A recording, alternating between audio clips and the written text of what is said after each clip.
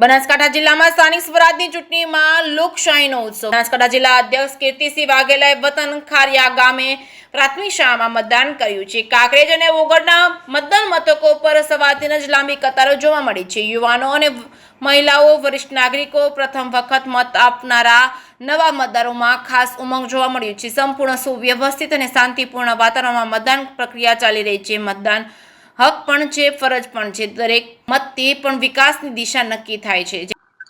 બનાસકાંઠા જિલ્લા પંચાયત, ઓગળ તાલુકા પંચાયત, બનાસકાંઠા જિલ્લામાં આવતી તમામ તાલુકા પંચાયતો સાથે બનાસકાંઠા જિલ્લામાં આવતી પાલનપુર, ડીસા અને ધાનેરા નગરપાલિકાની સ્થાનિક સ્વરાજ્યની જે ચૂંટણીઓ છે, સ્થાનિક સ્વરાજ્યની ચૂંટણીઓની અંદર બનાસકાંઠા જિલ્લાના મતદારો સ્થાનિક સ્વરાજ્યની સંસ્થાના માધ્યમથી પોતાના જનહિત અને જનકલ્યાણના કામો થાય એવા ઉમદા હેતુસર આ લોકશાહીના પર્વની અંદર ભારતીય જનતા પાર્ટીને જીતાડવા માટે ઉમળકાભેર મતદાન કરવા માટે બૂથ પર પહોંચી રહ્યા છે।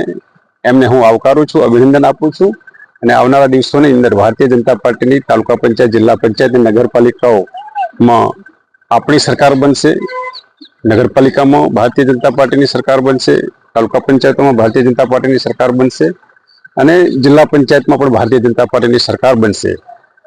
ભારતીય જનતા પાર્ટીની સરકાર એ પ્રજાજનોના હિત માટે, પ્રજાજનોના જનહિત અને જનકલ્યાણના કામો માટે, વિકાસના કાર્યો માટે કાયમી કામ કરે છે। આવનારા દિવસોની અંદર પણ આ સ્થાનિક સ્વરાજ્યની સંસ્થાના માધ્યમથી બનાસકાંઠાના વિકાસ માટે, બનાસકાંઠાના જનહિત અને જનકલ્યાણના કામો માટે ભારતીય જનતા પાર્ટી અને ભારતીય જનતા પાર્ટીનું શીર્ષક નેતૃત્વ અને મારા કાર્યકર્તા મિત્રો કાયમી પ્રજા વચ્ચે રહી અને પ્રજાના સેવાકીય કાર્યો કરી રહ્યા છે। આવનારા દિવસોની અંદર પ્રજાની સેવા કરવાનું કામ, દેશના વિકાસ માટેનું કામ, પ્રદેશના વિકાસ માટેનું કામ અને બનાસકાંઠાના વિકાસ માટેનું કામ મારી ભારતીય જનતા પાર્ટીની વિચારધારા પ્રમાણે અમે સૌ સાથે મળી સૌનો સાથ, સૌના વિકાસ માટે કામ કરીશું।